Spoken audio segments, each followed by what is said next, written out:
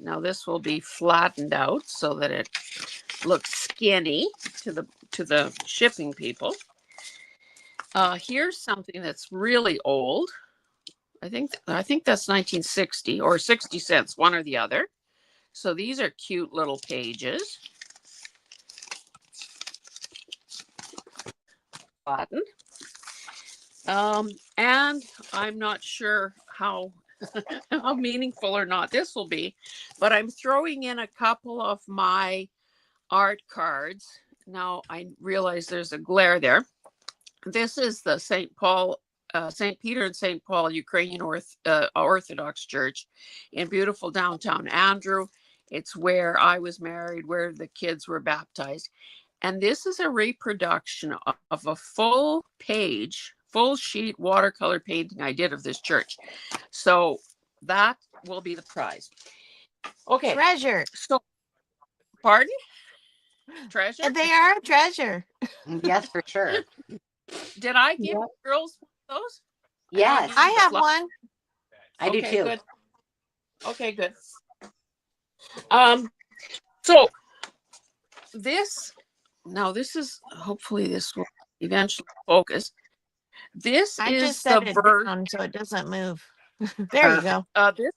This is the verse that I chose, Matthew 6:19-21. And as Carol pointed out before we went live, this is on the same page as the one we began the series with, 4 months ago.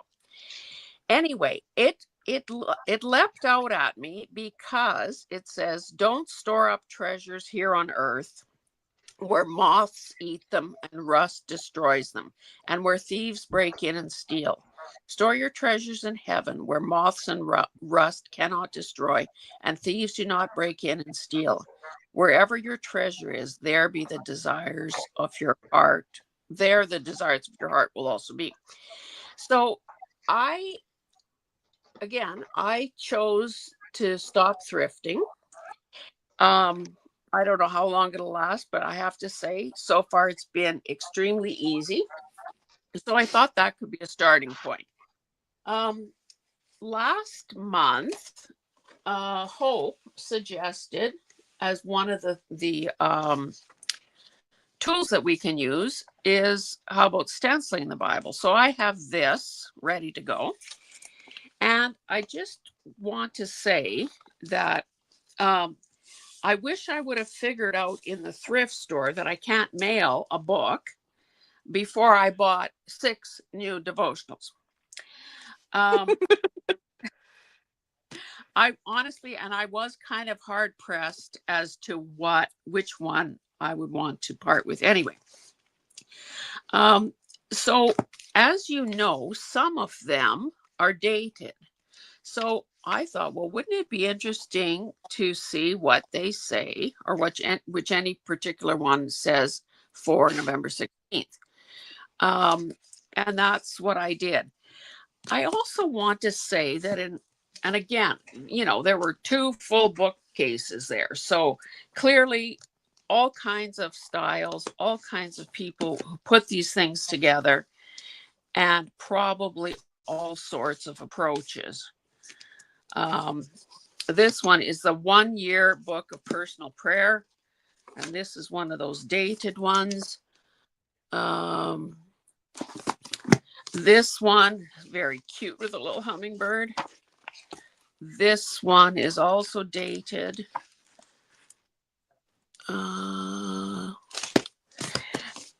This one is more maybe my style, in that it's like God is talking, but sort of like streetwise.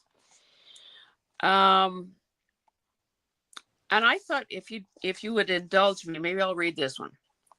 So God is saying, you're always welcome. So commit to the Lord whatever you do, and your plans will succeed. Proverbs 16:3.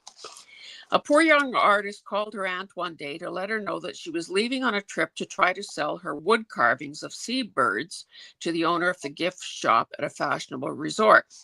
And any of us who are creators and makers know that, sometimes getting our stuff out there and into the hands of somebody with cold hard cash is a challenge and the least favorite part of the whole endeavor.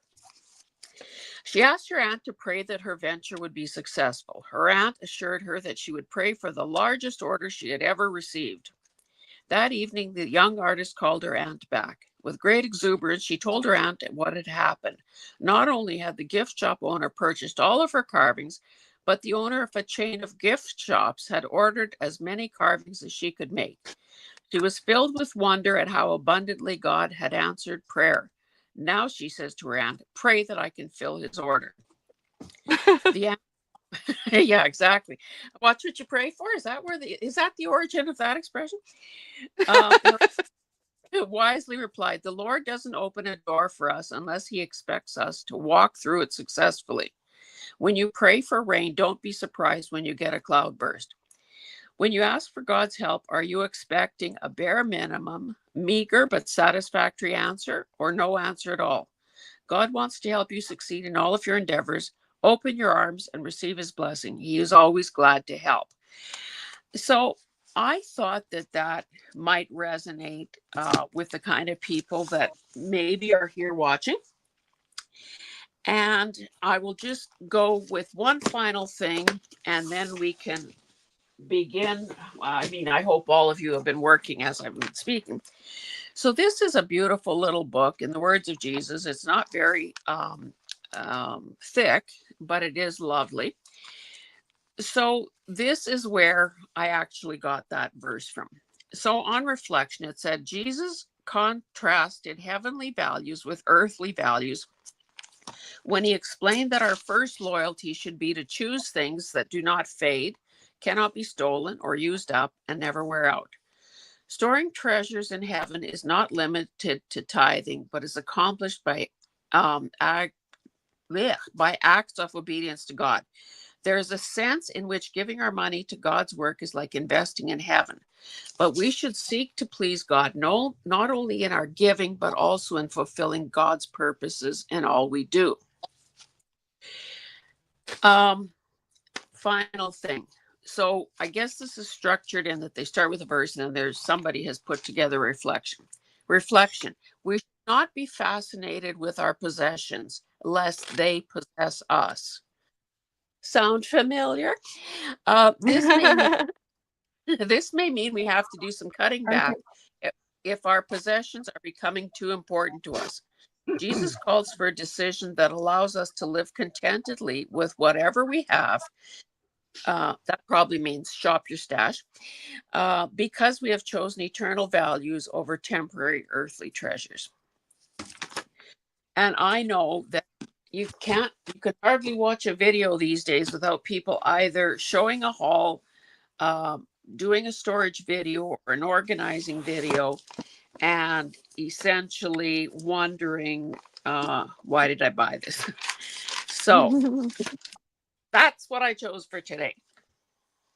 Well, you're hitting it out of the park. Of course, it's something we all think about. I think we all think about it as we're, wanting to create, and there's absolutely no problem with having supplies. I think where we get lost is when we just feel the need to accumulate and not use it. I love that you have the use it, don't store it hashtag, and that you have been using that long before you stopped thrifting. And I think I struggle. I'll make this I'll add my personal piece, and then the other girls can say theirs. But I struggle with sentimentality, keeping things because, that was my mom's or that was my auntie's or whatever. And I found that I needed to do memory keeping to heal from past experiences. And I found that memory keeping, getting something down on the page, putting a piece of maybe something I have saved onto the page, while it helps me to save less. The memory is helping heal, and it's bringing gratitude to my heart for that. And so there, it's always we're asked a juxtaposition, right?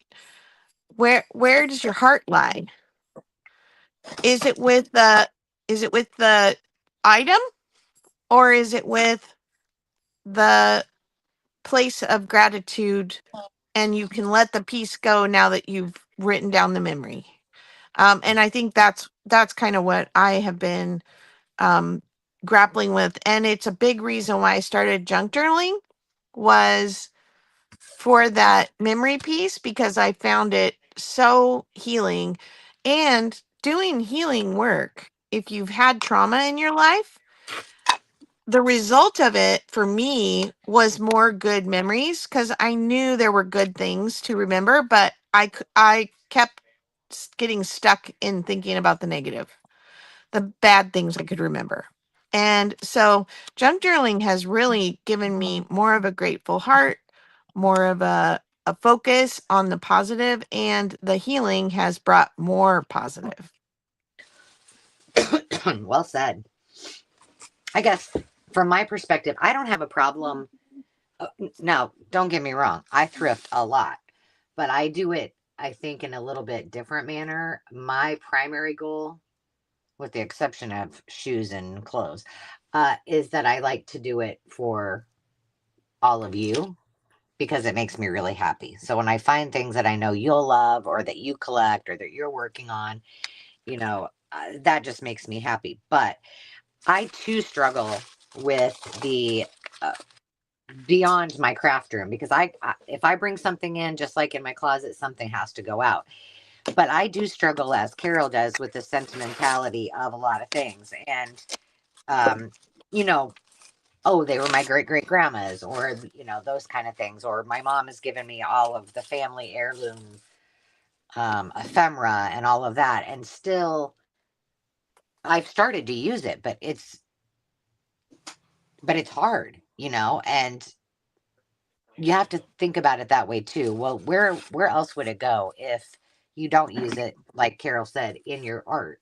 And how cool would my family think it would be to have a lifetime in a journal somewhere in this world, and so their memory carries on, right?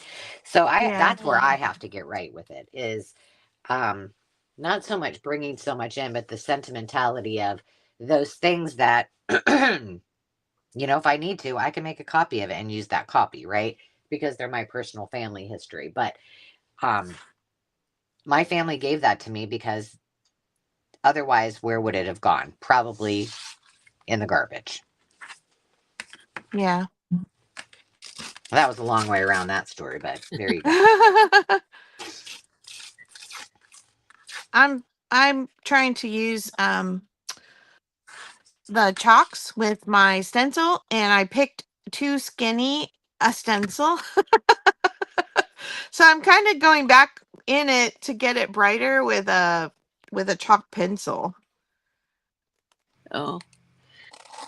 Well, and I used my Distress Oxide through a stencil, a motif that I love. And then I realized if I wanted to, because I noticed that you highlighted a verse, and I'm thinking, well, isn't highlighting a verse a good idea? Yeah. Among you. Anyway, then I thought, well, if I try to add some, even very little bit of water to that, it's going to make that thing run. So it didn't exactly think through the process, is what I'm saying. Yeah. I think you meant Angela and I were talking ahead of time about what to use with the stencil, and I said, well, you can use Distress ink, but then you need to put a Post-it note on the back of that page that you're working on, and make a note on the back and say, put a Post-it note here and say, Distress on the other page. Don't use water on this page. Well, And I want to hear from Jonna too to answer the question. Oh, yes. But before we do that, I will just say that Matthew, he's pretty popular in my Bible. You know, we hang out a lot. So I did highlight the verse, but I've already made it pretty. So I'm gonna have to do a tip in on another page and then write the verse in here. So I just covered a piece of uh thin paper with some McCall's. It was just happened to be in my little scrap thing over here. And now I'm just gonna play with these pastels. So Fun. Jonna, we hope you've recovered from the shock of losing all your things. So tell us. I have. It's all good. Um, so okay, I have two things to say. One is what are treasures on earth, and then what are treasures that can be stored up in heaven.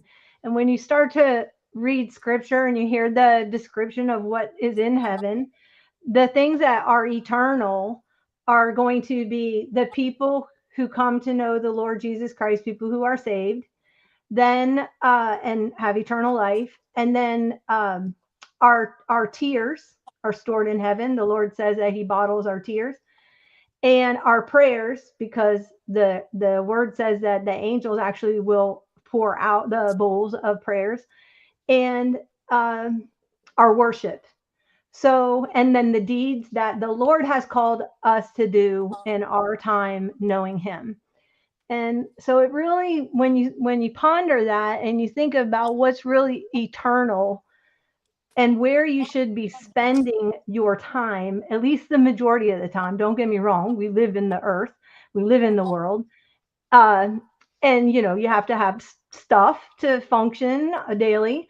But how much of your time, this is what I've been thinking about this week, because I have been trying to get out of here to go meet my sister.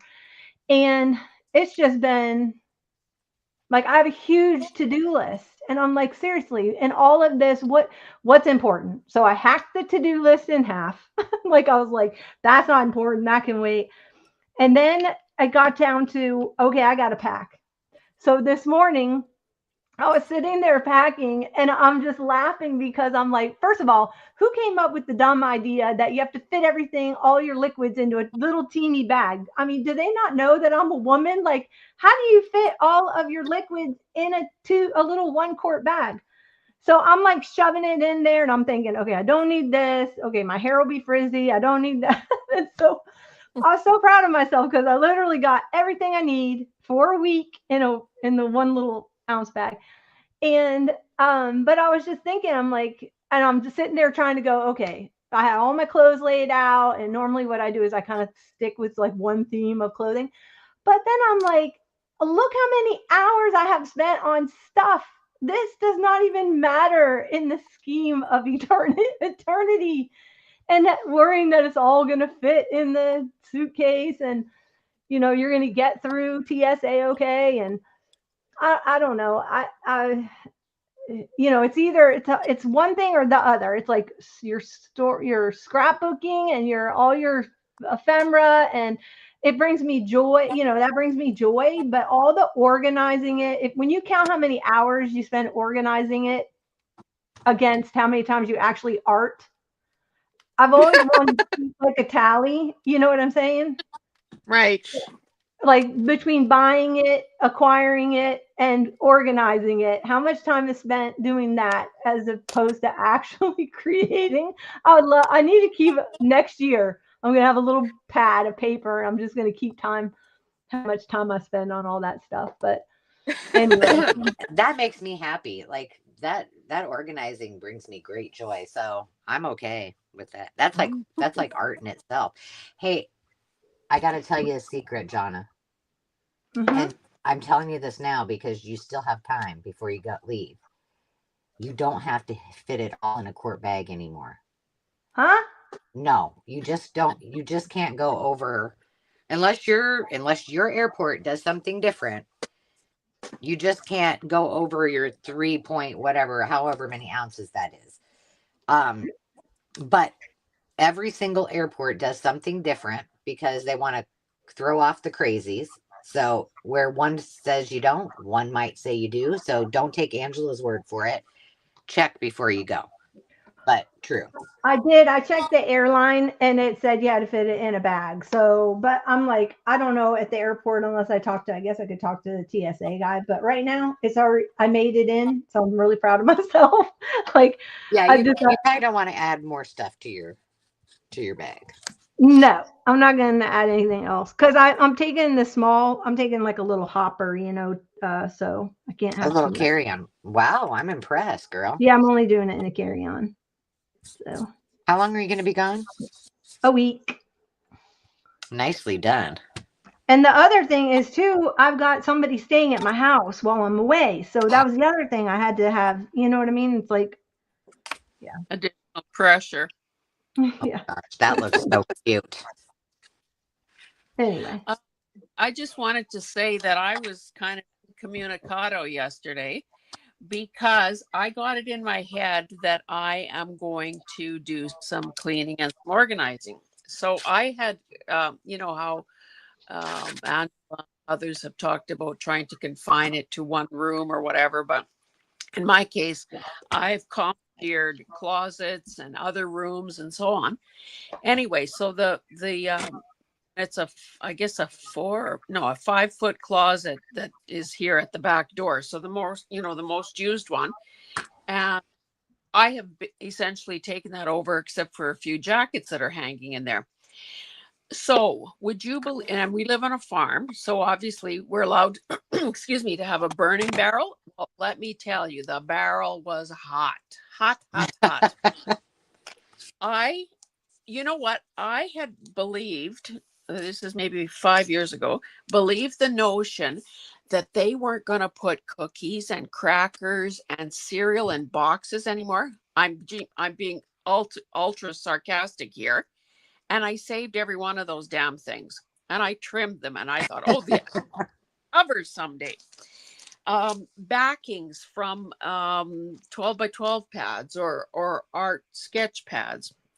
Packaging of all sizes and descriptions. I bet you that I got rid of 3/4 of that stuff. We had also been saving all the mail that, invoices and, well, all the junk mail that comes in. Got rid of probably 3/4 of that stuff. And then book blocks. Now, you guys tell me if you do something similar.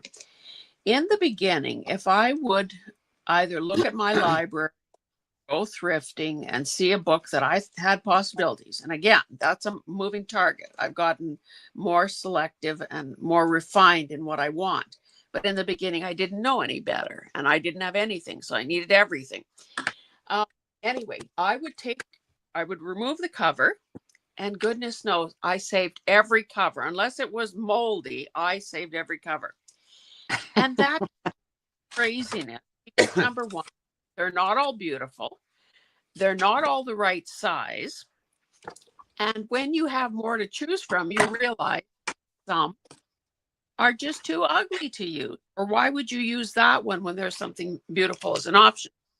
So I will have to go through my book covers one day. But I would also, if I've removed the cover, I have a book block. Sometimes I would have taken some of the stuff out that I wanted. And sometimes I just had these darn book blocks. So many of those have gone the way of the garbage because there's nothing, yes, the paper from the 60s or the 40s or whatever may be nice, but I'm not going to live long enough to use all the papers that I have. So why not say creme de la creme and get rid of the mediocre?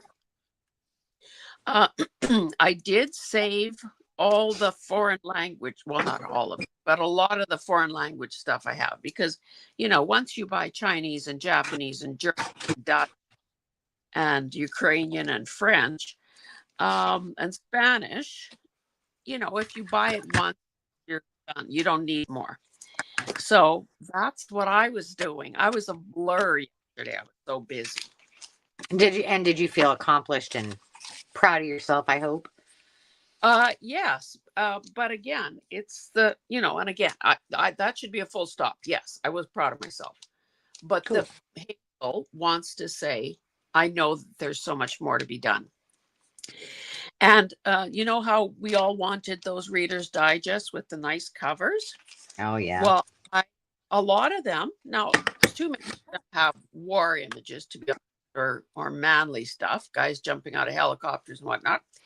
But sometimes they're really nice illustrations. So I pulled out illustrations that I'm realistically going to use, and the others, bye bye. Wow.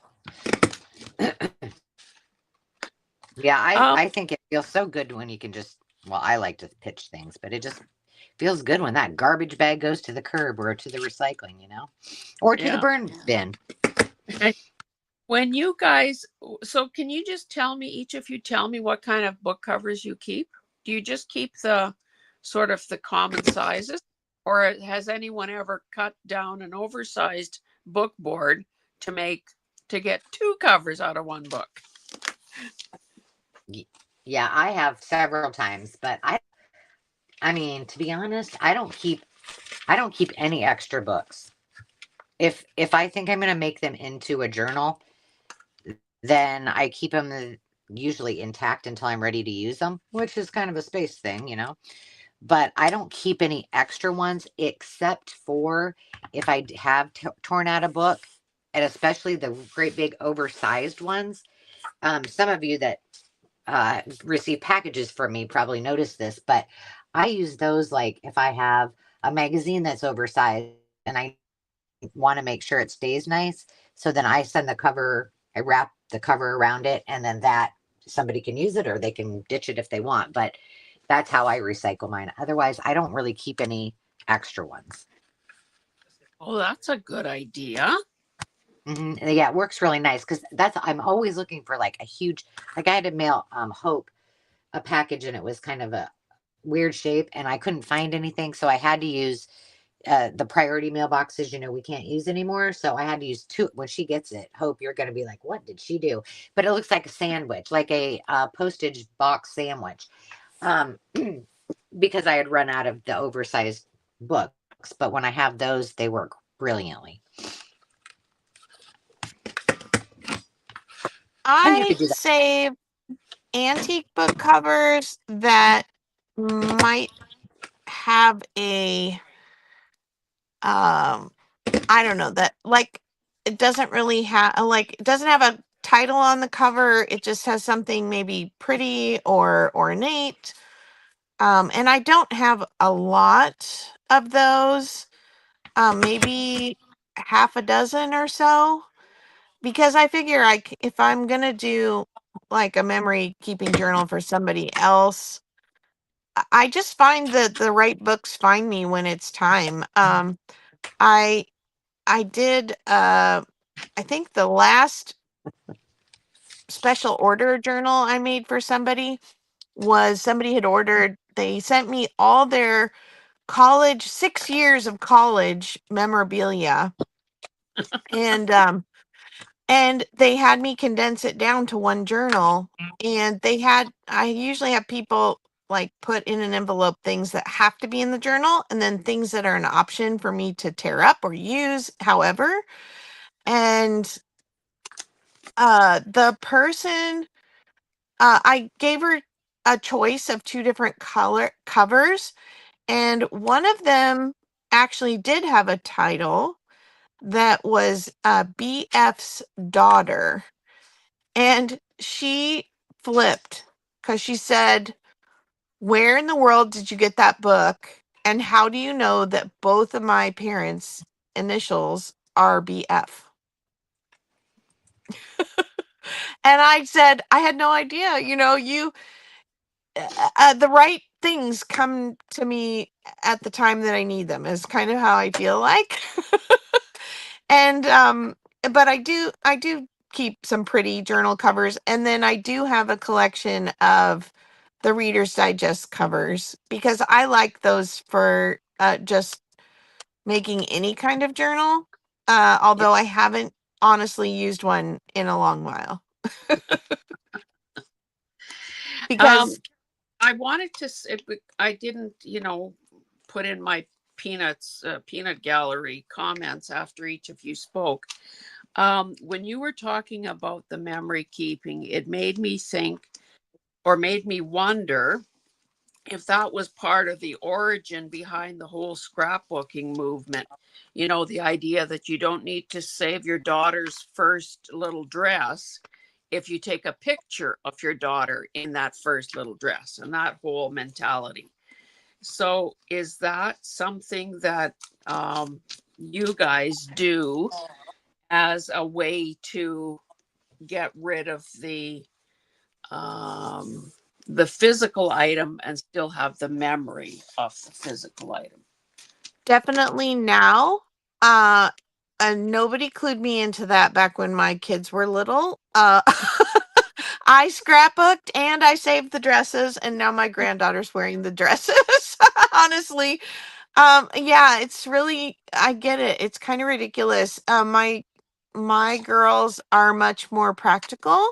They'll look at something and say, "Oh, that's stained," or that's not going to fit my kids because of the season that that I was that size is not going to be the same as when I'm having kids or whatever. Like they're much more Yeah. practical. But then my oldest daughter, I mean, both of them are very artistic. And the older one likes to do a lot of sewing projects. She's the one who makes the scrappy ties and things and sends them to the sale. But she, 2 years ago for Christmas, I had 3 Christmas outfits of hers from over the years from infancy. And she took them and she made me a decorative little banner out Oh, of those outfits. yeah. And so, yeah, some of that, she knows just to save just enough that it just makes me smile. And it's not an item that's taking up space, but it is true that every single thing we save requires us to have some bandwidth in our brain to remember we have it and to pull it out and use it. And so, yeah, we constantly, I feel like, have to be evaluating the value of that and the value of freedom of that brain space. Yeah.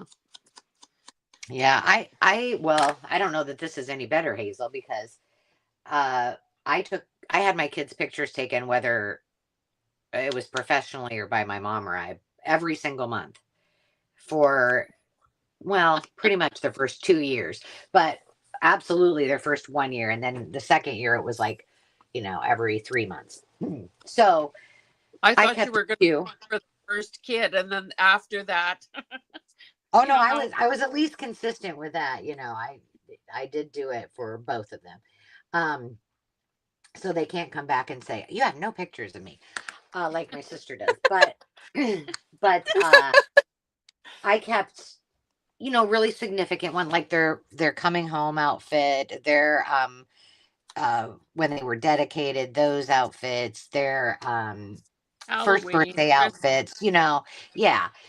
But my mom just recently, she brought home a few things that were mine when I was little, she didn't keep a ton of them because they took a lot of pictures of me.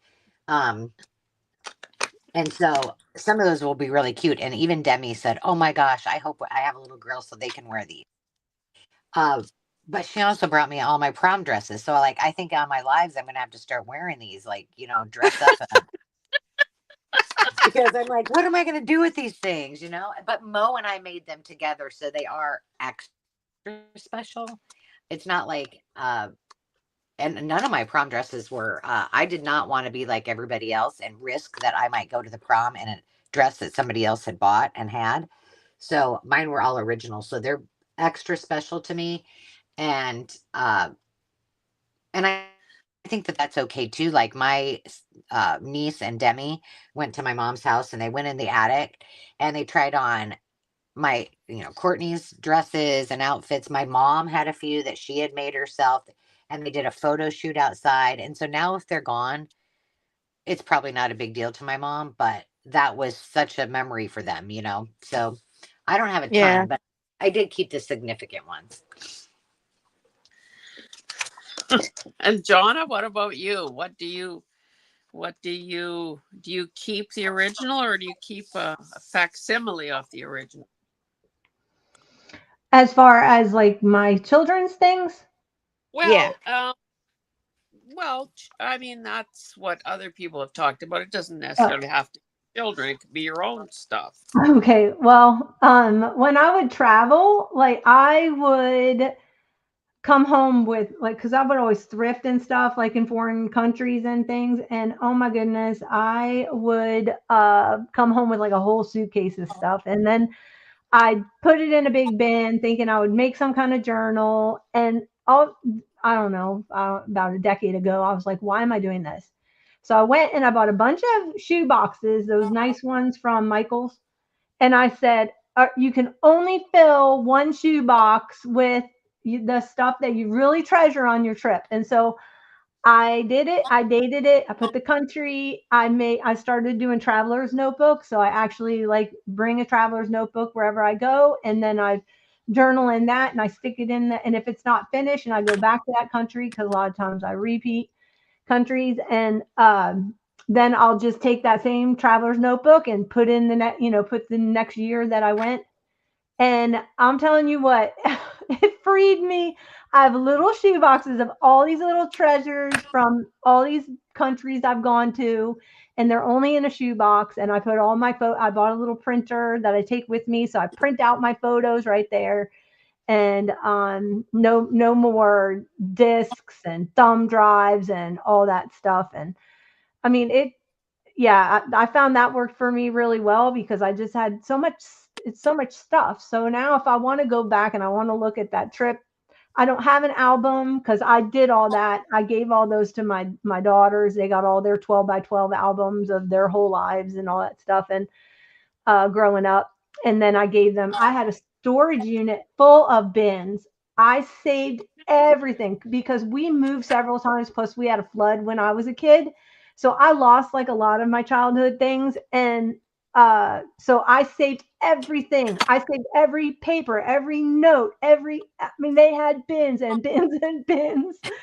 So when they graduated from college and went out on their own, they all got all the bins. Like they had every single Halloween costume I made them, every single dance costume. I saw my a friend of mine. They posted some things because my daughter got to dance in the Macy's Day Parade for Thanksgiving, and she was posting that she was talking about how they had, saved, they had all this, special outfit and blah, blah, blah. And like, I saved all of that. They had everything from their childhood. But I mean, it took us half a storage room. And, but I don't, I'm trying to get better. So I've just downed it to a couple of shoe boxes right now. And after my sister passed, I saw what my family wanted, my brothers and my sisters. I'm probably the most sentimental in my family out of 5 of us. And so that's hard when you have a lot of Yes. But how many things do you need? Like I saw my mother's house when she passed. Like I was like, oh my goodness, almost everything in here was her mother's. I'm like, where is her and daddy's things? So she kept things that were her mother's and her grandmother's instead of the things that were from her and my father. So except for like I got their wedding china and crystal, but it's like I don't know. I don't know. It's just stuff. It ends up eventually in a estate sale or a landfill. But what if you should notice what your siblings, if anyone in your family has passed, what your siblings take, because everything else, that's what's going to be left. That's just saying. True. So having just gone through 3 different relatives' belongings in the last year who passed, Yeah, it really does make you think. And I did school days scrapbooks for my girls, and I tried to whittle it down to where they each maybe took 2 bins away from our house. Um, they and I gave them full permission to not feel guilty about letting any of it go that they want to let go. Because I watch people saddle their kids with things, and there's this great big like guilt trip that comes along with it, if you let it go. And gifts can be that way too, and I just don't want to ever put stuff over the people. I like to save things, but I don't expect my daughters to do the same thing. Yeah, Yeah. that's how I feel. I just put notes in the boxes and I said I saved every toy, practically every toy that they had, like from baby things that they loved, all that stuff. And I just put whatever you want to get rid of, get rid of. But when you get older, I'm not going to be the one you blame for tossing stuff out. Right. So I said you throw it out. But I when you were talking, I thought about that too. I was just talking to my sister because we were talking about last year, I don't need anything, you don't need anything. And over the years we've just decided that we were going to do experiences Yeah. and not have any more, add any more stuff to anything. And you know, so we've been good about just trying to get together a couple times a year and just having the experience. And same way with my brothers. And um Yeah, I you know love that. Yeah. I think so that's where we're kind of headed too, because nobody wants more stuff. I mean, my sister-in-law and my sister and I are like, we don't really need anything, like let's just go do something and have quality time together. And I think even our kids are getting a little bit more like that too. But my mom just said to me today, she was looking for something, and she's like, I am serious. She said, you kids come and get whatever crap you want out of this house. Take it now before I die. Just enjoy it and then get rid of all the rest of it. And I'm like, all right, well, I have a feeling that I will be the only one that has a sentimental, attachment to any of it. And so there's still going to be a house full of stuff, just let's be reasonable, mother. Yeah. Because my sister and brother are not like, they're not really into antiques or the history of I mean, not that they're not into it, but they don't want the stuff. What I like hearing is that you're all kind of uh, you're taking into account, or you're talking to your kids or your parents about it, and not just making a decision for them. Because I know a lot of my childhood trauma and the need to save everything comes from the fact that I had a mom who really just would toss things out or give them away. And when she passed away, it was very easy to clean out her house because she'd already given it all away, or she had little notes on some few things that she really loved that she had saved as to who it was supposed to go to. But mostly we took a lot of big 90s furniture to the thrift store. you know Yeah.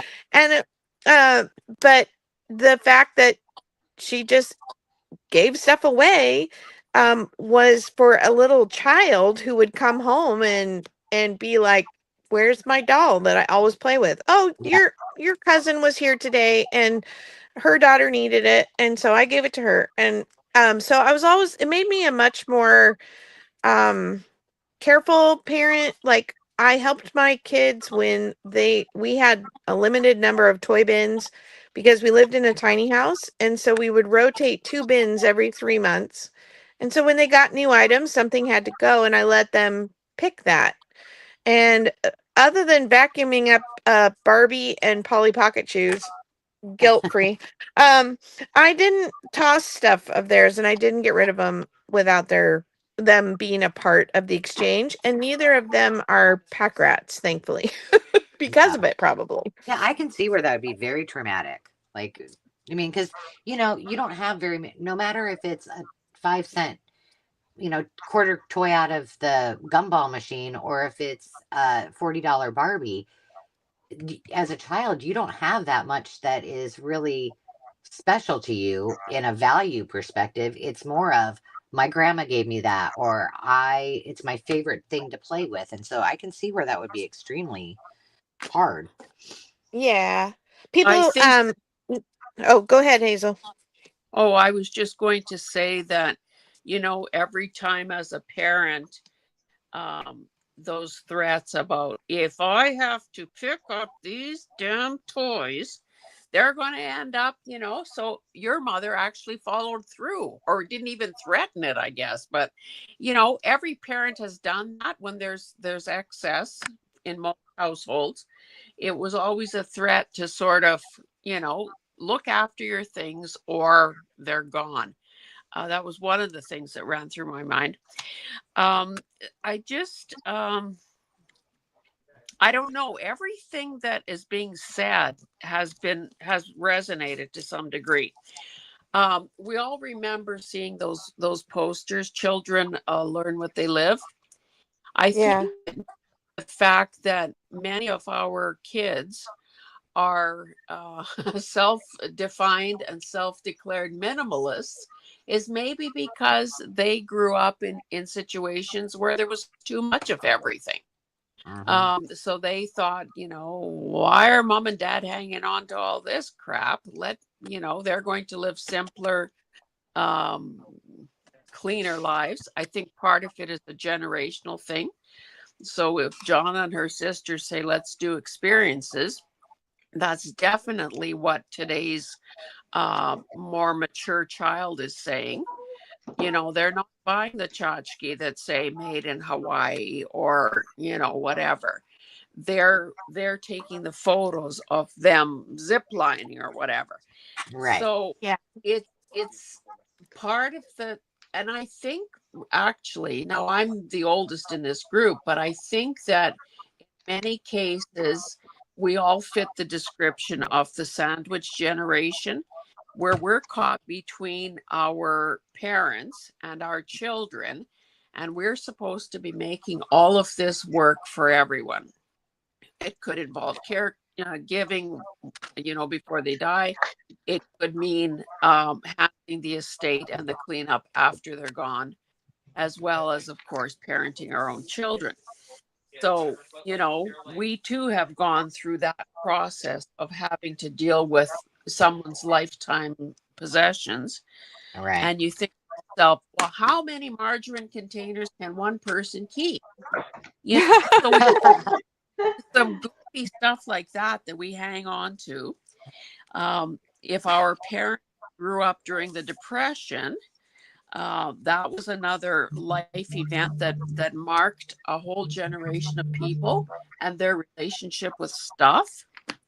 So this is all complicated, but I'm totally in sync with Carol, and the talking it through makes all the difference in the world.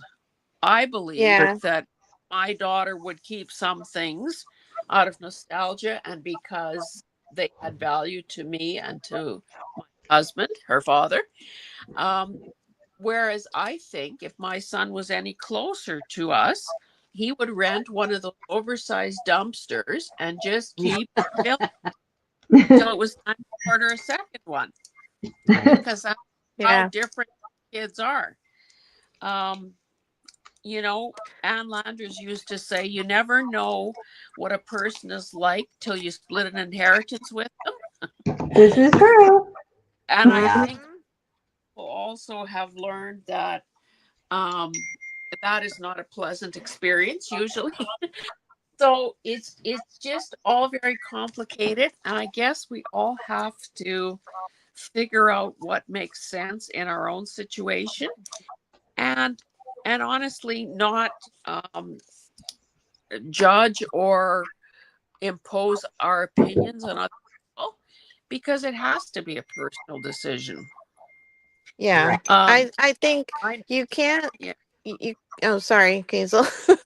Well, I'm just going to end with the idea that every so often I say to my husband, and of course he keeps, us collected and saved things, other, different than mine. And of course, when you live on a farm, space is infinite. Yeah, that's why you have outbuildings. So odds are that I will be the one left to deal with that. And the thing is that, if anyone has watched auction sales, that sometimes they have to group 2 or 3 boxes to get that opening bid of $1. So it's not like some of this stuff is going to be a windfall. So every so often I say, one of these days we're going to croak. Who are we imposing this task on? So anyway, I'll stop there. Yeah. I think what I was just wanting to say to finish my thought was, I think it's an evaluation of that heart piece, because it says where your treasure is, there your heart will be also. So I think your stuff can be a trap for your heart. I think, like, my daughter spent time doing missions in Haiti, and she said they have nothing. They don't have a mattress on the floor, and they're some of the happiest people. So I think we live in a very different, we say first world problems, because Yeah. because my car's in the shop again or whatever, and they don't even have a concept of maintaining a vehicle, and yet they're just fine walking or whatever. And so we all live in a different place, with the fact that we need or don't need stuff. But it's whether that stuff holds our heart above those things. I love, that Jonna was kind of listing out those things that are actually in heaven. What are those treasures in heaven? And I went ahead and wrote them in around this little plant that I put on from my stencil. Just because I think that's the piece I'm taking away today is, and something that I keep in my head when I am thinking about, the fact that I run a small business that involves reselling vintage items to a lot of you. That's, I think, why Angela and I really, our tagline is, first and foremost, come and be in the chat, come and be a part. Buying is never an obligation. Come and hang out with us, because it is about community, even ahead of our need to sell items as part of our business. I'm like the Angela said, it's fun to find things that then you need or you want, or you're go with your collection. And so I think that's really the heart of our business, and that makes me feel like I'm in the right place with what I'm doing. And I'm constantly reevaluating that, of course, for my own piles of things. Right. Well, and I think that's very well said. And I couldn't agree more. But I would also say that I may not have such a problem with getting rid of things in my craft room because of our business, because I know someone will love it as much as I did. Like someone Yeah. I know. I mean, at least, through our chat, or which I believe all of you are my friends that are in the chat. So it just that feels good. I mean, it also feels good to take that big bag of clothes to the to the thrift store that are going to help people in Haiti or wherever it is. But there's something really special about the connection of art and things that maybe I can't use anymore, but I know someone else will love and be able to use. So I think that's huge. I wanted to mention a couple things that back to what Hazel was talking about when you were saying, about the children, were they seeing people grow up with a lot of, or too much, and so they have a lot less? I'm not sure. I don't have the answer for that. But one thing that sparked a thought is I am seeing more and more people, young people, my kids' age, that are doing junk journals. So when they're traveling, they're doing like Jonna does. They're taking the little photos, but they're taking their receipt, they're taking their ticket from the bus, they're picking up one postcard and they're putting it in a journal. And that's really awesome to see. And I mean, they're actually using what would otherwise be their junk on their trip, but they're not getting 5 different what do you call them, stay with us city brochures and then cutting up. They're just using what they actually accumulated. So I think that's cool. I mean, I've seen that a lot on, Pinterest and on TikTok and all of those other tickety talk, Instagram, whatever's. But the other thing that reminded me of when we talk about, when we're not here, what are our kids going to do, and who's going to do what with it?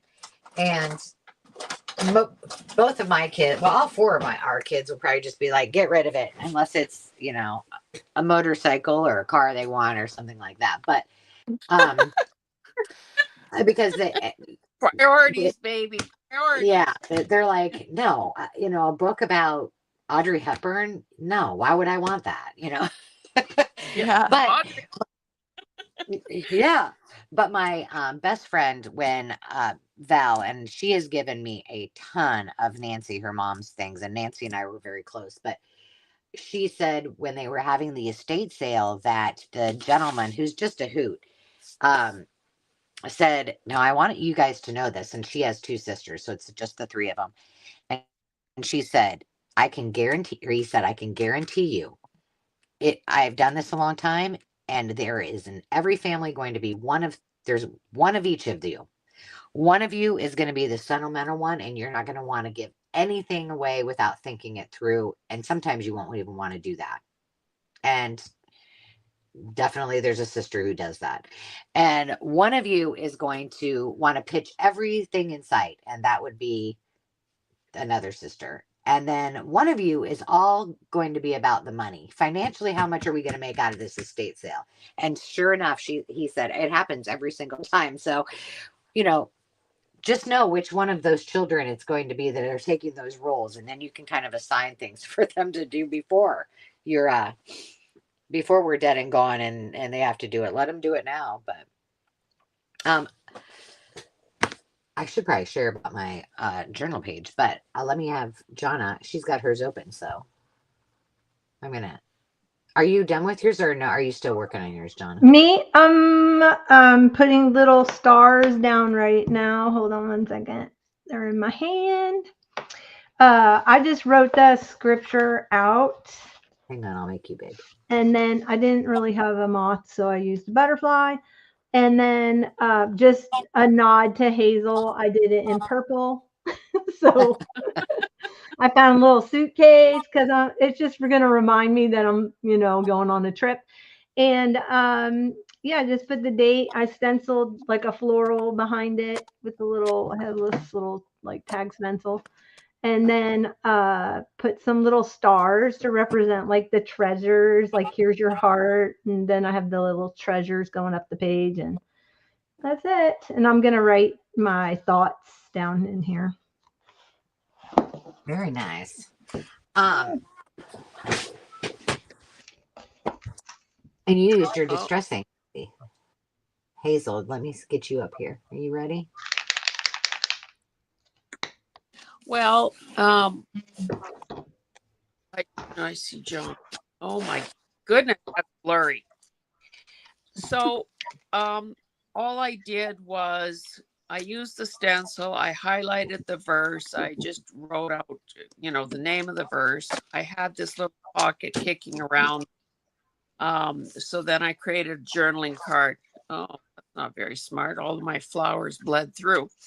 I'm just adding some line work to the stencil, and basically kind of captured what I wanted to, the sort of the takeaway for I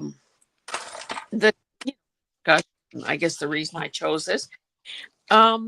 I mean, obviously we've only been here an hour and we'll probably go longer, but I would also like to hear from each of you about the role of devotionals, like books.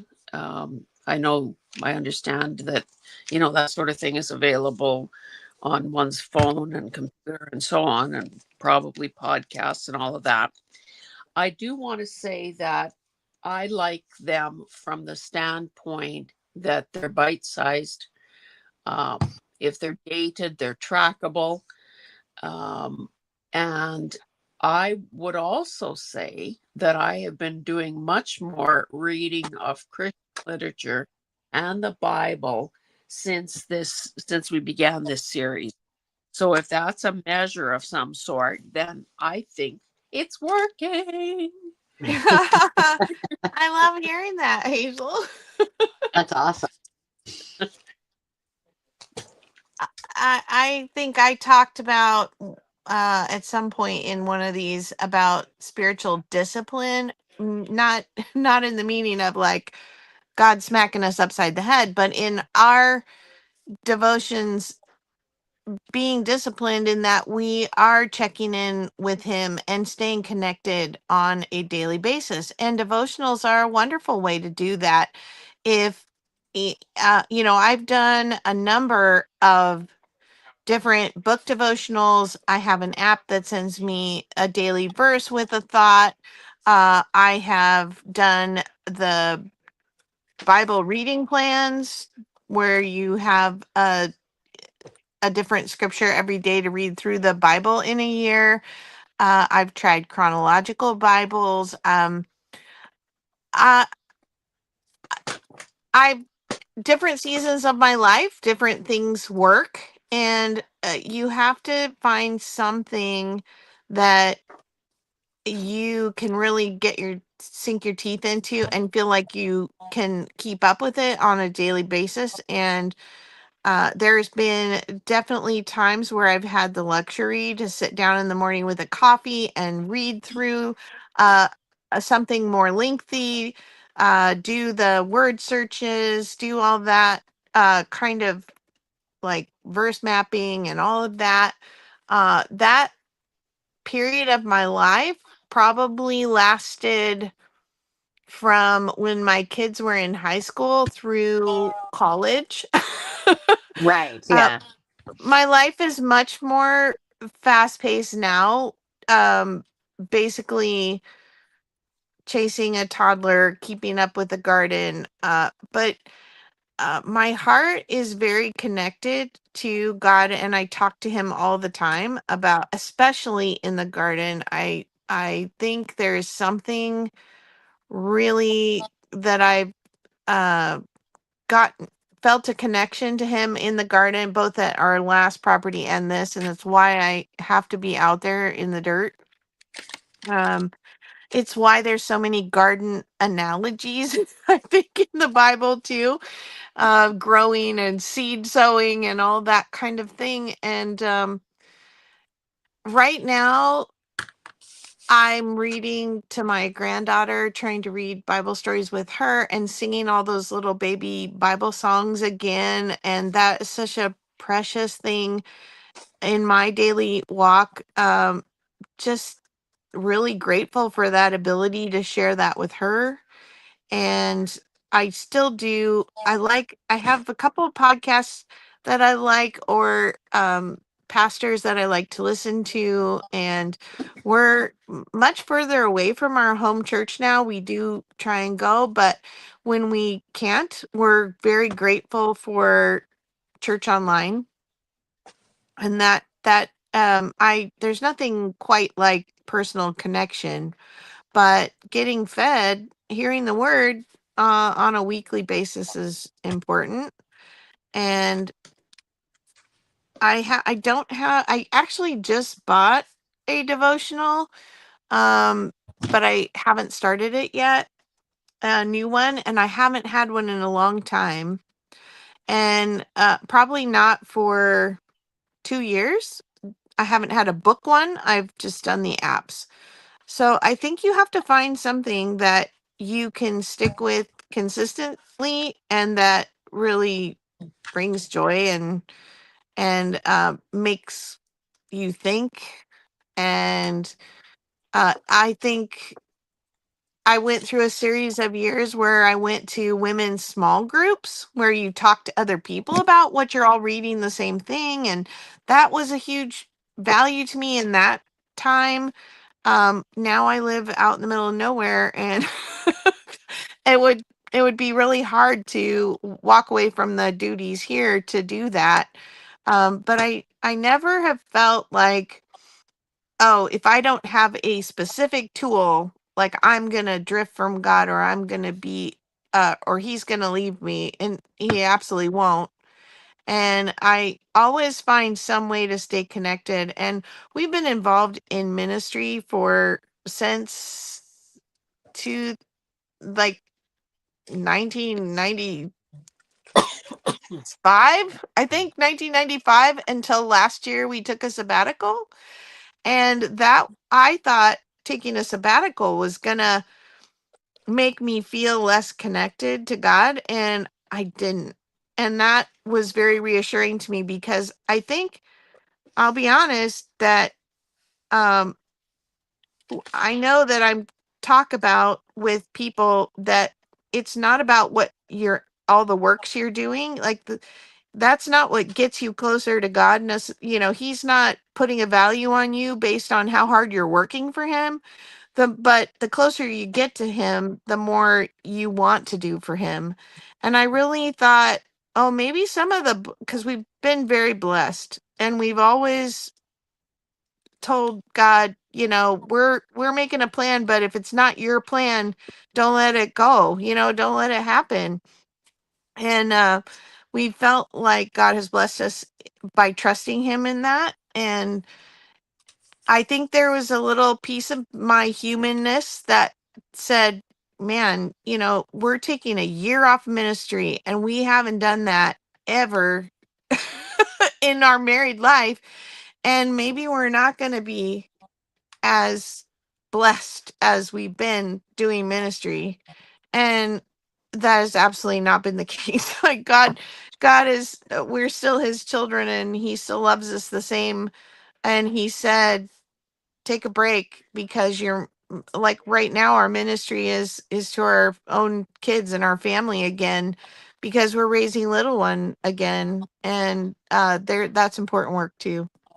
Sorry, I went on and on. Sorry. Yeah, well, it's probably Don't- no surprise to anybody that I just talk to God like I'm talking to you, and I'm like, dude, I'm back again, and I know you're probably tired of me today, but I need to, I need to get this off my chest or what. So I too am constantly having that walk and conversation with, it could be the silliest thing, like I gotta have a hard discussion with somebody. Give me the strength not to like lose my, stuff or whatever. Yeah. And but I do feel like the conversations, while that's not really to the devotional aspect, but it does kind of tag on to what Carol was saying, is it, I don't have to be in a church to do it. I don't have to be anywhere special. I can have that walk with God no matter where I'm at. Now, for the devotional side of it, I would like to say that I wake up every single morning and I sit down with in my office and have my coffee and do my devotionals. I don't. Um, and I don't use one. I have many.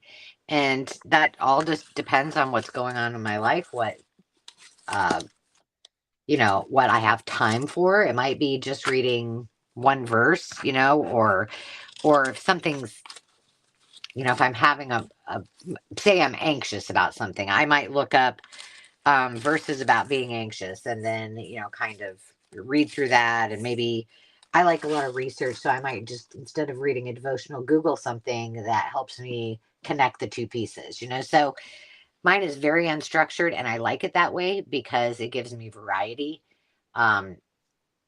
And I feel like there's no pressure. It happens every day, but how that looks is different. And I don't put pressure on myself. to make it happen. It just kind of happens when it should, and it's natural. So. Before John answers, I know that this was one of the things that I had discovered in one of these, and it ties in exactly with what Angela just said. So the heading is prayer, and the verse is Jeremiah 29:12-13. You will call upon me and come and pray to me, and I will listen to you. You will seek me and find me where you seek me with all your heart. And then the text here, the interpretation. You may have heard many differing opinions on the subject of prayer. What God says about prayer, however, is simple. When you pray, whether kneeling, sitting, or standing, whether in time-tested words or in your own words, he hears you. He responds in a way designed to increase your faith and develop a strong relationship with him. Continue to pray and pray faithfully, because through prayer, God offers you the comfort of daily conversation between your heart and his. Then on the next page, when you don't receive what you've prayed for, it's easy to conclude God is telling you no. Not so.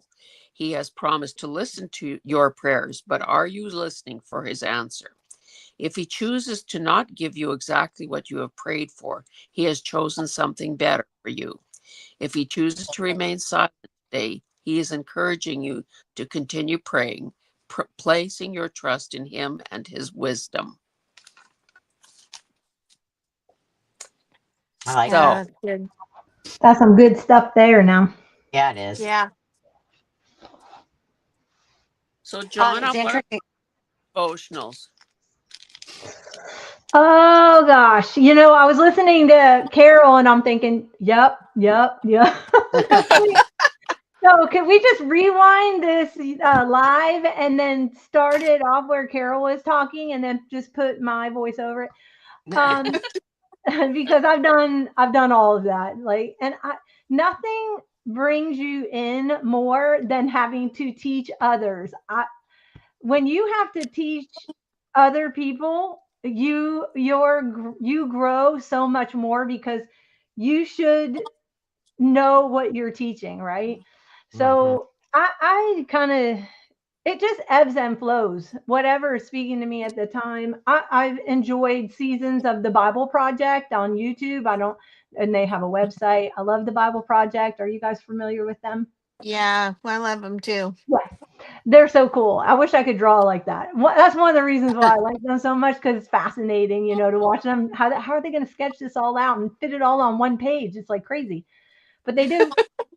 And so I enjoy watching that. And I go through seasons of where it's just strictly, I just stay in the word. I don't have any other outside interpretation. I did that for a couple of years just because I wanted the word to speak for itself and through culture and things like that. So I use my cultural study Bible if I'm reading and I don't understand, or if I want to go a little bit, like, understand more about the culture. Like, why did you use it? Why did you say this? Like, what does this matter to anybody now? And things like that. Right. So I do enjoy reading in the cultural study Bible. But as far as like other people's, back in the day when I first got started, I was in a church. They did all the Beth Moore studies. It was like, but it was allowing someone else to teach me, which is good when you're a baby, right? You're fed, so other people feed you, and that's how you grow.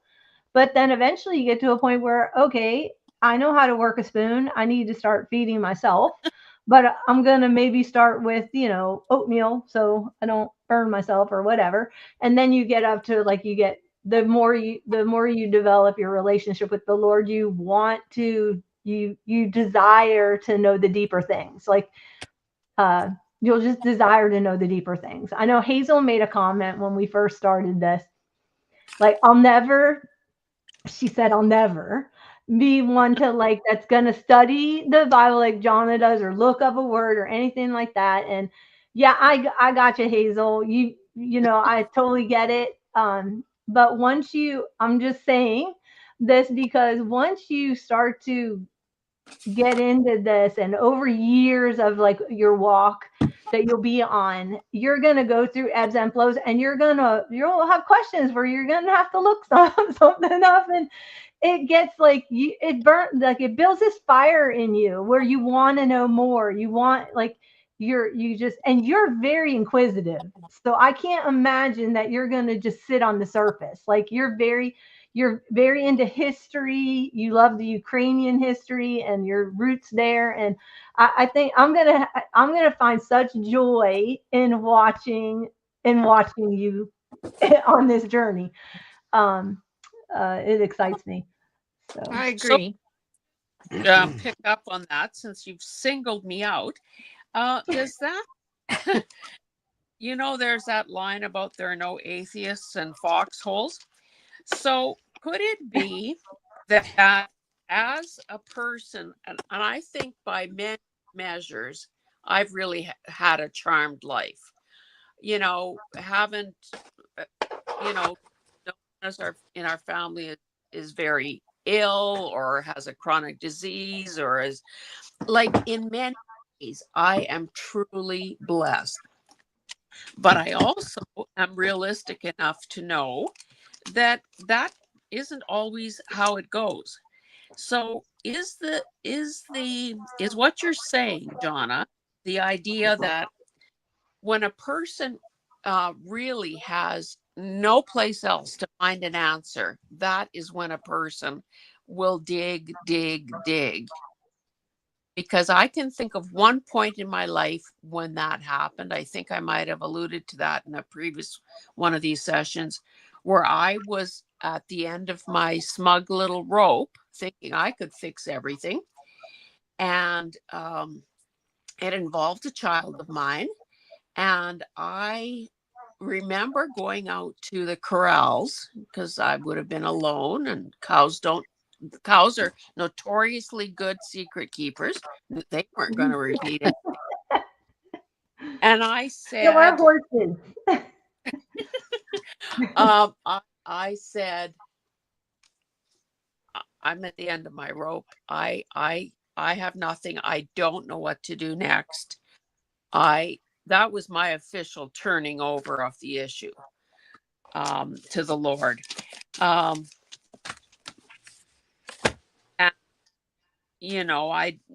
I don't know that there was necessarily a happy ending, but there was an ending and a belief in me that I, at least, even though it wasn't directly affecting me, that I had some lessons I needed to learn. And I think that's what the answer was. So I guess that's a long, convoluted thing. But I guess I'm wondering whether all of you have been forced to dig deep. Well, I guess I know the answer for Carol and probably for Jonna. And maybe Angela hasn't had that happen. But I suspect that for each of you two girls, there has been something very troubling or whatever that you've needed to find the strength to deal with. And that deepened and broadened your study of the Bible and the Word. Is that accurate? Fair to say? Well, I think it's really interesting because of what you were saying about how like you get to a certain point where you need to dig deep. I think it goes back to the scripture that you read, when you seek him, right? And I think you have to be at a point where you want to seek him, and you're seeking for answers, or you're searching out. When you become a Christian or a follower of Jesus, you're on a seeking mission because you want to know who this is that you're following naturally, right? You just don't go follow after, well, some people do, they follow after everything, but naturally you'll want to know who you're following and developing a trust following him. I do believe that in certain people's lives, not all people, some people are very blessed. They have everything. Why do they need God? I know someone very close to me that's that way. They don't need God at all because they have millions of dollars. They have multiple homes. They have multiple cars. They have every need they could ever want. People who work for them, like that, take care of their daily needs. Like, so what, why do they need God? Why they need him? And my question Yeah. is, well, that's great till you hit about 90 and you're on your deathbed. And now, are you okay with your life living in a like, that's it? It's done. It's over. You know, there's so much more. This is just because we should have lived a lot longer on this earth, but because sin came into the world and we are not living in the earth as God his design for us was to dwell with us in the Garden of Eden. And that's not what happened. So, you know, it's all gonna go away. And the only thing you have is what you, like this scripture says, what you have put up, you know, for eternity. But I think, I sought him because he made himself real to me. I was not seeking him when he found me. And I was like maybe 4 or 5 years before he found me, but before I found him and he found me, kind of a thing. And I mean, he always knew where I was, but I finally paid attention. Let's put it that way. But he actually came to me and made himself known to where I knew that it was God. And that's when I started on my journey. But prior to that, I remember just like, yeah, crying out and crying and just, I felt like it wasn't really going anywhere and doing anything. And what I'm taking away from that is you're saying that people, again, back to the atheists and foxholes, that when you feel your life is in danger and, you know, maybe you've heard about God and didn't put in the work and didn't follow the breadcrumbs to him. So a person definitely will utter a prayer at that point. So what I'm interpreting from what you're saying, Jonna, is that people will seek and find when they're at their greatest needs, but others will seek and find when they are in a joyful and learning state of their existence, where they feel that a need is being met that they didn't even know was unmet. So it's from a joyful approach. This makes me feel good. Let me get more of this feel good feeling. yeah, exactly. And once you do, and I know you guys can probably, this will resonate. Once you do find him, once you do find him, you take him in and you invite him into your heart and you've made him the Lord of your life. You then have there's a completion in that. You are satisfied. You have there's just this, you're satisfied. And no matter what happens, like no one can take that away from you. And That's right. you have a mind shift over to eternal. And I want my mansion Jesus is building me up there. I want my Willy Wonka chocolate factory. Like I've already put in. The word says you have not because you ask not. I want my chocolate river. I want my coffee fountains. Like I've been asking. And I want my big stable of horses. So I think that I think that there's multiple ways that people have come to Jesus, as far as whether you come out of need or you come out because into a relationship with him because you were in need, or because you were just raised in that environment. And then all of a sudden you have to make a decision. Is this the God that I'm going to follow? This is my parents. There's a shift. Right. That's my story. yeah, that goes between I'm following the God of my parents to now I've made him my personal savior. And now I Yeah. need to know him for myself. I know the God and Jesus who my parents followed, but now I need to know who he is for myself. And then there's the one that comes in at the last minute, at the deathbed. Then there's the one that comes in the middle of their lives, and because they've had some kind of traumatic thing that leads you to the Lord. But Yeah. that's the cool thing about God. He wants everyone in. He wants you all. He wants you Yeah. Yep. all. That's the cool That's thing. that's for sure. I think Yeah. Yeah. oh, Go I'm ahead, sorry. Ange. Oh, I just, I was raised with, the Bible and with church and with Jesus in my life from the time I was little. And I know that, he showed up. It is different once you invite him into your heart as your Lord and Savior. It is different. I can tell you that is very true.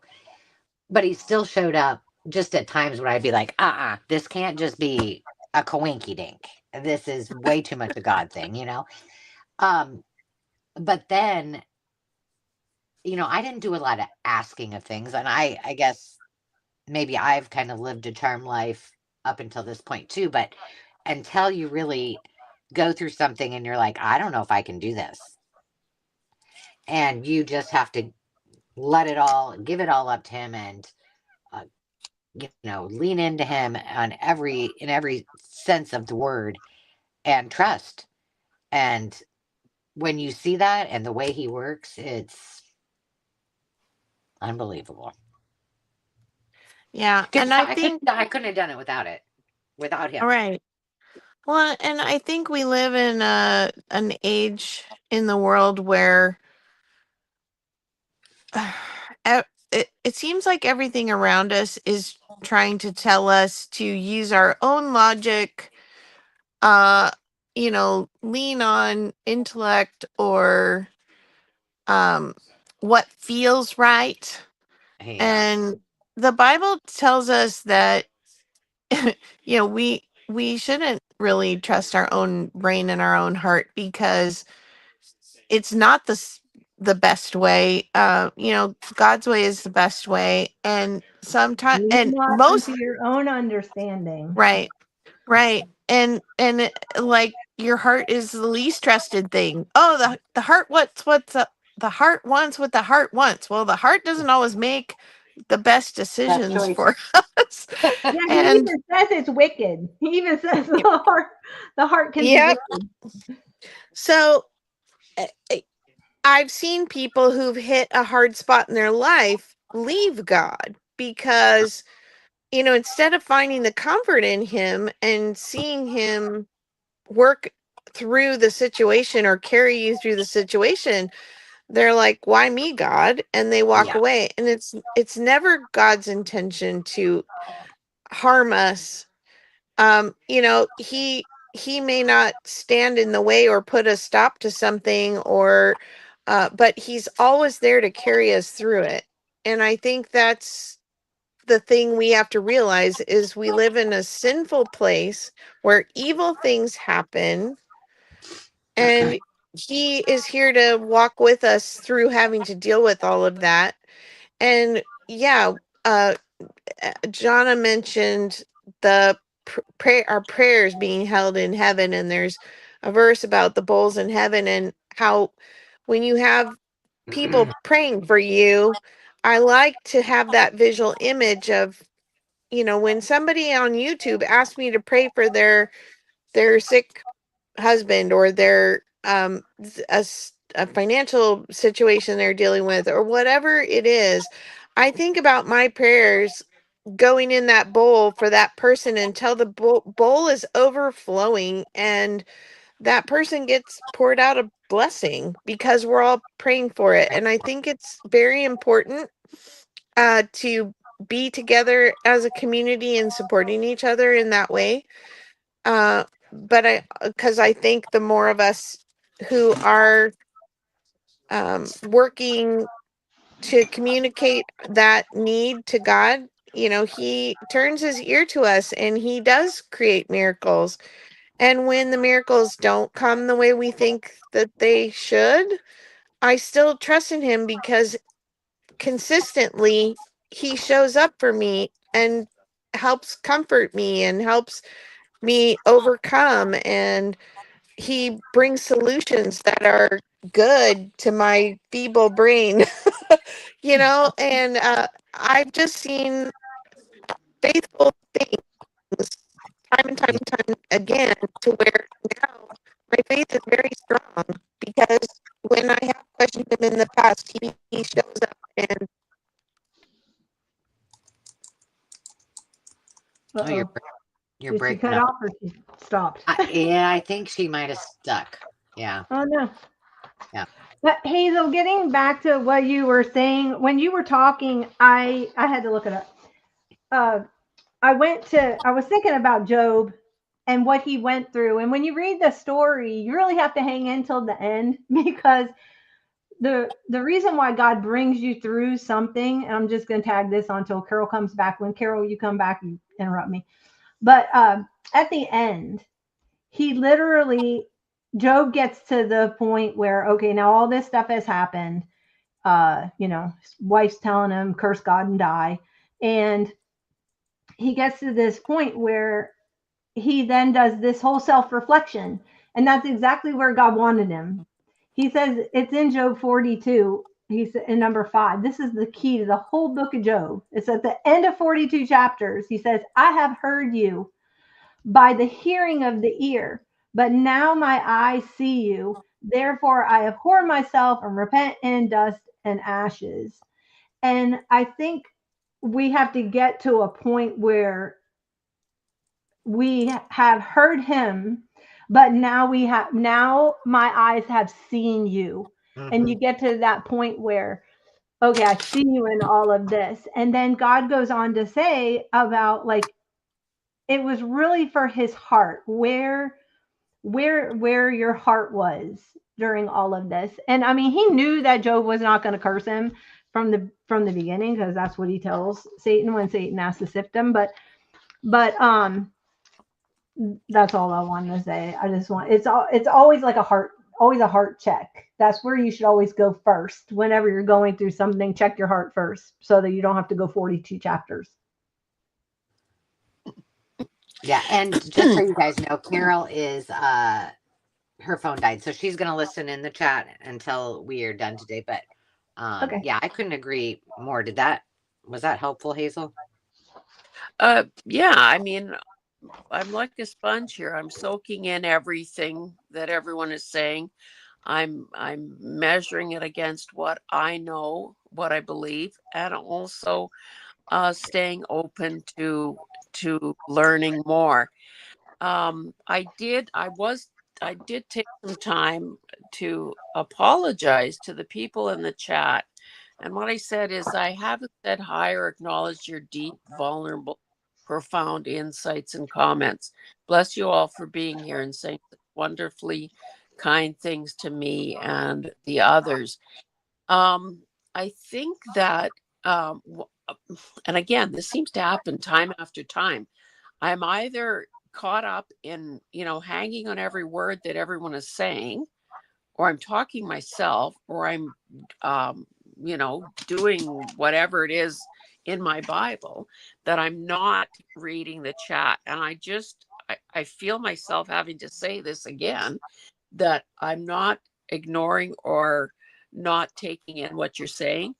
It's just hard for me to break the flow and respond. So forgive me for that. And please don't worry about that, Hazel. That's why there are 4 of us here, and I've been monitoring it. I know Carol was too. So please don't feel bad about that. We got you, girl. Hey, I'm worse than you. I looked up, and then the one time I looked up, I texted in there, "Hi, Debbie," and I read her name so fast, and her name was Deborah. So I was like, "Oops." So that's hence why I'm not reading. I don't read the chat. Well, and I'm trying to listen to what you're saying. Look, okay, I'm trying to listen to what you're saying, plus craft, plus like pray and ask the Lord what kind of answers I need to come up with, and then look at what you're crafting. There's a lot going on in here. Yeah.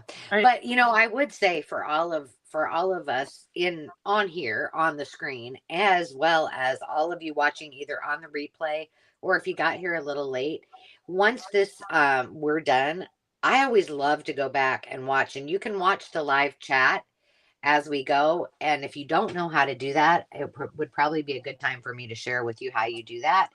So when you pull up the live, if you're going to watch the replay, you'll see below it will say comment, but there'll be 3 little dots on the right hand side. And if you slide across on that, it will say watch what people are saying in the live chat. And then you can click on that and it will all come up and you can watch it in real time like we've had the conversations. And I think you're going to see some really profound comments in here, some very good insights, some good tips. And that's one of the blessings that we all get from this, because I'm learning every single day, and I don't ever want to stop learning. And some of you have just such wonderful things to share, and I think we should all be able to enjoy that. So that's how you can go back and watch the live replay. Okay, And can I I just just want to tell Veronica too. I did see your comment earlier, and if we want to pray for her at the end, I'm sure it's very overwhelming what you're going through right now. Yeah, for sure. Can I just say that because of technical difficulties, I forgot to stream this to my audience. Oh, Is an option that we all have with Angela's paid StreamYard program. So want to smack myself in the forehead for that. We mustn't forget to do the draw. And I thought there was a third thing. I just there probably was. If you're like me, you forgot it already. Yeah. Do you want to do, while you're thinking of it, Hazel, do you want me to do the giveaway on here to draw? Sure. Or okay. Yeah. And maybe let the word be treasure, and that that. everyone can decide in their own minds what's treasure and what's not. Treasure, and that would qualify. And again, if you joined late, I am in Canada. My prize will be what we hope slips past the border guards as a document, as opposed to a parcel and a gift that would trigger tariffs at your end.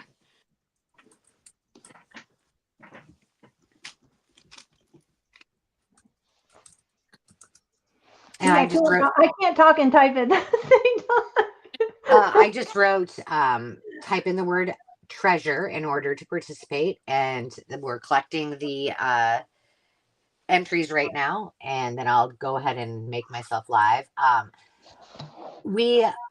This is probably a good time to talk. I know Carol is not verbally here, but she's in the chat. So we're having some discussions about our next Bible journaling.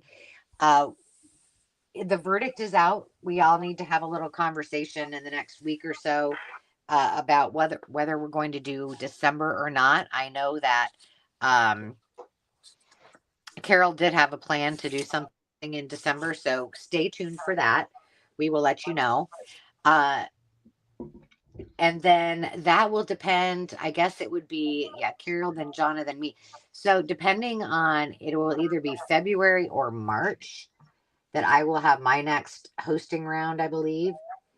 But if you have a Eloise Wilkin little golden book, or I just got this little book of prayers, be on the lookout for those. Or I probably will have some coming, and I don't know, I'm sure I have some here that I can share with you guys too. But when I do mine, and whatever month that is, we're going to use those. So I thought if you didn't have one, you might want to be on the lookout for one of those. I have a bunch of them. I can give some away on my month, because I come before you, right? That would be awesome. And I think I do too. I'll have to go through, and maybe I can find some, and I'll do some of those for giveaways up to that too. So everybody can get one if they don't have their hands on them. And if somebody wins it and they already have one, maybe we can just redraw or something. So, but let's see. I was hoping to give some time so we could get a lot of entries. We have we have 18 here, and we still, let's see, we still could use some more. I only see 9 entries. Ladies, before we finish up, anything else that we need to I'm dropping everything. Sorry. that we Oh, need to Microdot, Angela, Microdot is asking what the name of that book is again. So can you show the cover? Oh, she's talking about these. I just happened to grab these 2. This is Prayers for Children by it's an Eloise Wilkin. The pictures are by Eloise Wilkin. And then this one is Little Prayers, and it's the a Golden Lookbook. And this is also Esther Wilkins and Eloise Wilkin. I just happened to pick these 2 up, and I have them with my Bible journaling things. So any type of like children's book about, prayers or prayers and poems or something like that would be great. And even if you don't have something that's like this, any kind of children's book we can work with. Then you can just take stickers and put prayers on it. There you go. Can Okay. we do a close of of each person's spread before we do the draw? Yeah, we did John's. Johnny, you want to go again? Oh, you want it here. You want that kind of close up. Hold on. Let me make sure. Sorry. She got all up in there. Hazel's always on me like, Jonna, could you move your camera down a little bit? And it's very shadowy in here right now because the sun's going down on the other side of the house. That's mine. Very good. Thank you. Very nice. Very nice. Well, I got to get to mine. Well, I couldn't find any. I think I might have found some moths after I got looking while we were all talking. But I just wanted to experiment with the pastels. So I did that with a...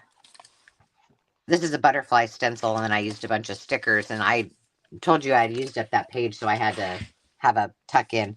And then I found these great big ones because this was some kid sitting there. This is like a teen Bible, so it's got some things that I don't want.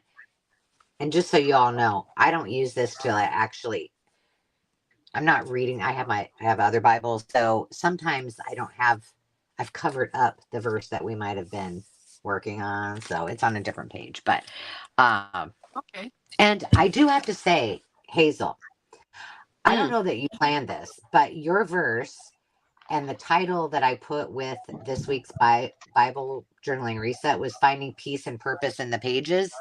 I think went very well together, and I know neither one of us planned that. So well, good there job, is everybody out there in the world, and I think there is. We know Yeah, somebody's got us covered. Okay, there you go. Oh, and I just thought that, like, duh. Yes, people did show their pages. I continued to add a bit more, decorated the little coin envelope there, added I don't know what you people are seeing. I'm seeing a pixelated mess. I added some Caran d'Ache water soluble crayons, wet it very lightly just so the color softens, and that is essentially where I left off today.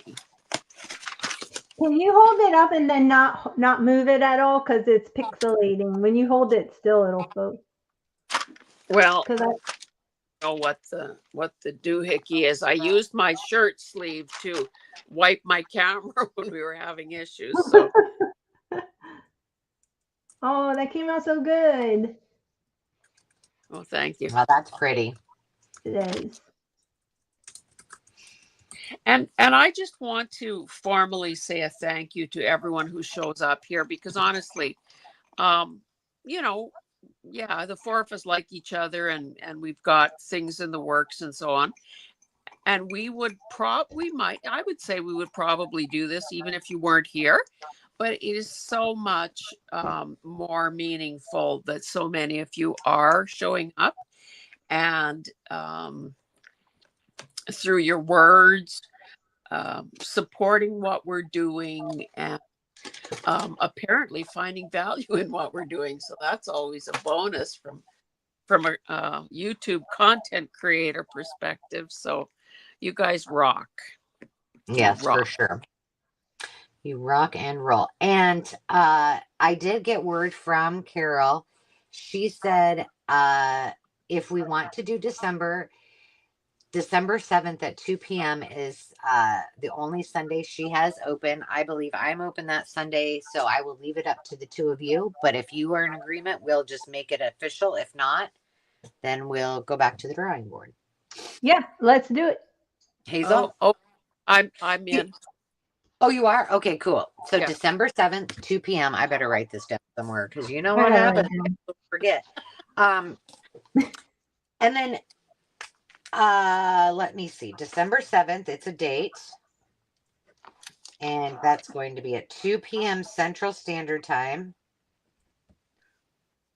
That's episode number 5.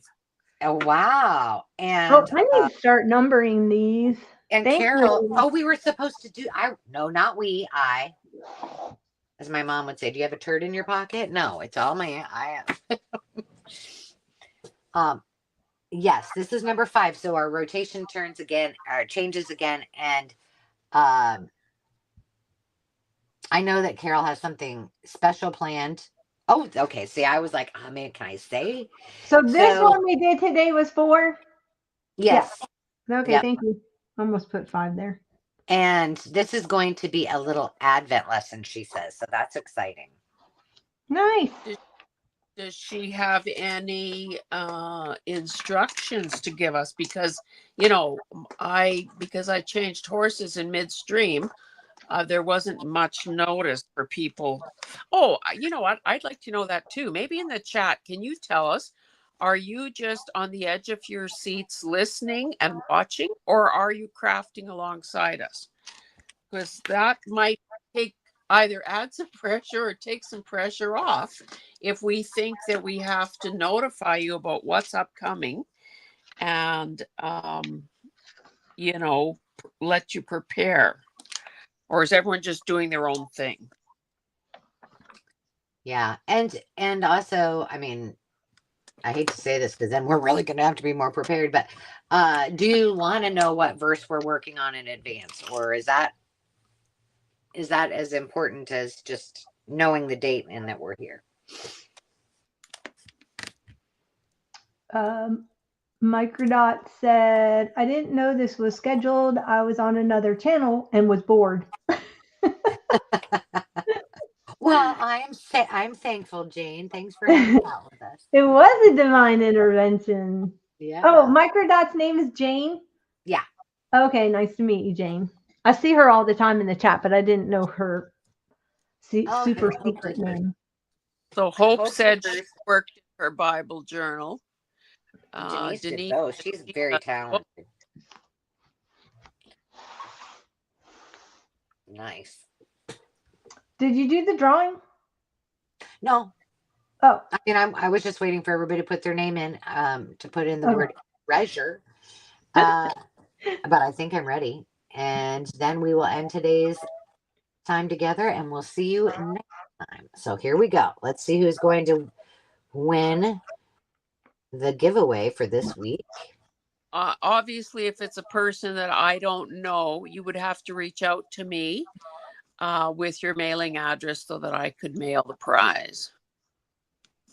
Let me tell you, if Denise wins again, she's got to go play. Man, that's Hope. She's another one. Hope also needs to buy a lottery ticket because and then take us all on a cruise. That's her third win. Wow. Goodness. Congratulations, Hope. And I do have your address, so don't worry about sending it. That's great.